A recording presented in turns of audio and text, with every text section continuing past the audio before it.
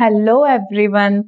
अगर आपका भी सी सेक्शन हुआ है और आपको ऐसे टॉन्ट मिले हैं, फॉर एग्जाम्पल कि ओ आपने पेन बियर नहीं किया ड्यूरिंग द डिलीवरी, अब तो आपकी बॉडी वीक हो गई है, बैक पेन हमेशा रहेगा, नी पेन हमेशा रहेगा, पहली जैसी बॉडी वापस नहीं हो पाएगी, तो क्या आप भी इन सारी चीजों को मानते हैं, अपने रियल लाइफ में फॉलो करते हैं, या सिर्फ आप भी यही समझते हैं कि ये सारी जो बातें हैं वो पहले की थी, आज के टाइम पे ऐसा कुछ भी नहीं है।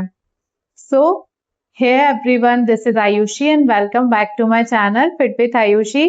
सो आज का जो वीडियो है वो बहुत ही इंटरेस्टिंग होने वाला है।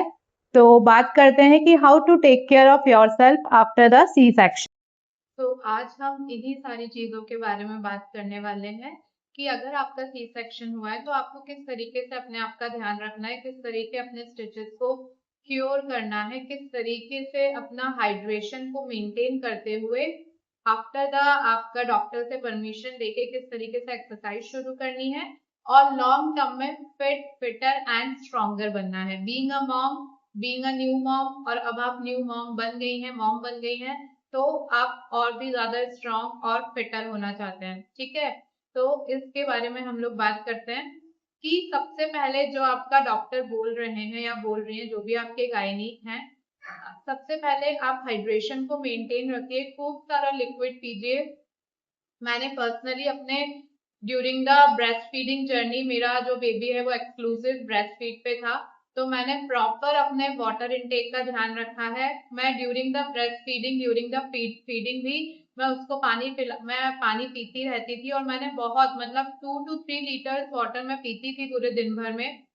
और उसके बाद में मैं न्यूट्रिशियस फूड खाती थी, लेकिन लाइट फूड खाती थी जो इजीली डाइजेस्टेबल हो जाए। जैसे अगर हम वेजिटेबल्स की बात करें तो लौकी, टिंडा और तोरई, ये सब खाती थी, रोटी खाती थी, घी खाती थी। तो ये सारी चीजें जो इजीली डाइजेस्ट हो जाती हैं, ये सारी चीजें खाती थी। मैं वर्कआउट नहीं करती थी और मैंने वॉकिंग भी शुरू नहीं किया था। मैंने जो वॉकिंग है वो शुरू किया है आफ्टर द 6 और 8 वीक्स के बाद। 6 to 8 वीक्स आपको हीलिंग, प्रॉपरली नेचुरली हीलिंग होने में टाइम लगता है, तो उतना टाइम अपनी बॉडी को आप दीजिए।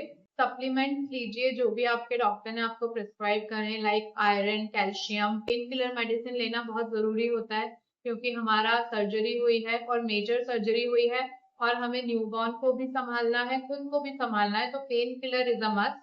पेन किलर जब भी आपको कितने टाइम के लिए आपका डॉक्टर प्रिस्क्राइब करता है, उस हिसाब से उस अकॉर्डिंग टाइम टू टाइम ले लीजिए। आप वाटर इनटेक बढ़ा के रखिए, और जब भी आपको बेड से उठना है तो हमेशा और हमेशा आप एक साइड टर्न लेके उठें। डायरेक्ट अपनी बॉडी को ट्विस्ट ना करें जिससे आपके स्टिचेस में प्रॉब्लम आए। हाइजीन को मेंटेन करके रखना चाहिए, और आजकल तो हमारे मेडिकल साइंस में बहुत ज्यादा आगे बढ़ गया है, तो आपके जो स्टिचेस होते हैं वो वाटर प्रूफ होते हैं, तो एक डॉक्टर्स आपको अलाउ करते हैं कि आप डिलीवरी के 1 या 2 दिन बाद ही बात ले सकते हैं। तो अपने बात लीजिए और अपने स्टिचेस को हाइजीन मेंटेन करके रखिए, उन पे मॉइस्चराइजर लगाइए। और अगर आपको ऐसा लगता है कि आपका बहुत ज्यादा मूड स्विंग्स हो रहा है, तो please take help from your family members, के साथ रहिए, फैमिली मेंबर का सपोर्ट लीजिए, क्योंकि डिलीवरी के बाद मूड स्विंग्स होना इट्स वेरी कॉमन। बहुत सारी जो न्यू मॉम्स है वो पोस्टमार्टम डिप्रेशन में भी चली जाती है। यही एक रीजन है कि फैमिली सपोर्ट नहीं करती है। तो फैमिली को भी सपोर्ट करना चाहिए और आपको भी फैमिली का सपोर्ट लेना भी चाहिए। जितना हो पाए रेस्ट लीजिए। जब भी आपका बेबी सो रहा होता है, रेस्ट लेना चाहिए। ऐसा वैसे होता नहीं है, लेकिन जितना भी पॉसिबल हो, जितना भी आप ट्राई कर पाए कि हाँ इस टाइम में रेस्ट ले सकती हूँ, इस टाइम में सो सकती हूँ, अपनी स्लीप पूरी कर सकती हूँ, तो उस टाइम। और स्टार्ट कीजिए वॉकिंग को अपने ही रूम में, जैसे कि after the lunch, after the dinner, तो लाइट वॉकिंग कीजिए, रूम में ही कीजिए, घर के बाहर ही कीजिए, लेकिन कीजिए। थोड़ा सा वॉकिंग करेंगे तो आपको भी अच्छा लगेगा, और आपको भी ऐसा लगेगा कि हाँ कुछ डिफरेंट हो रहा है, मेरी बॉडी अपने आप हील हो रही है। तो वॉकिंग को स्टार्ट कीजिए। और अगर मैं अपनी पर्सनल स्टोरी शेयर करूं, तो मैंने अपनी जो वॉकिंग है, लाइट वॉकिंग मैंने स्टार्ट कर दी थी 6 और 7 वीक्स के बाद। और मैंने जब बाहर जाके जॉगिंग और रनिंग शुरू किया था, वॉकिंग शुरू करी थी, वो मैंने 5 मंथ्स पे की थी, जब मेरा बेबी 5 मंथ्स का हो गया था। और मैंने जो अपनी स्ट्रेंथ ट्रेनिंग मैंने शुरू करी थी 10 मंथ्स पे, जब मेरा बेबी 10 मंथ्स का हुआ था।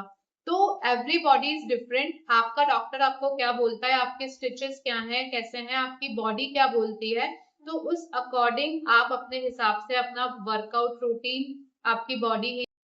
और जब आप पूरी तरीके से रिकवर हो जाते हैं आफ्टर योर सी सेक्शन और आप अपना वर्कआउट स्टार्ट कर देते हैं, आप अपनी स्ट्रेंथ ट्रेनिंग स्टार्ट कर देते हैं, तो you will feel definitely stronger than before. आप अपने आप को बहुत स्ट्रॉन्ग फील करेंगे और बहुत लाइट फील करेंगे और बहुत हैप्पी फील करेंगे कि बीइंग अ मॉम ये सारी चीजें आपने अचीव कर ली हैं। सो for more such videos, follow my channel Fit with Ayushi. Till then, bye bye, like, share and subscribe.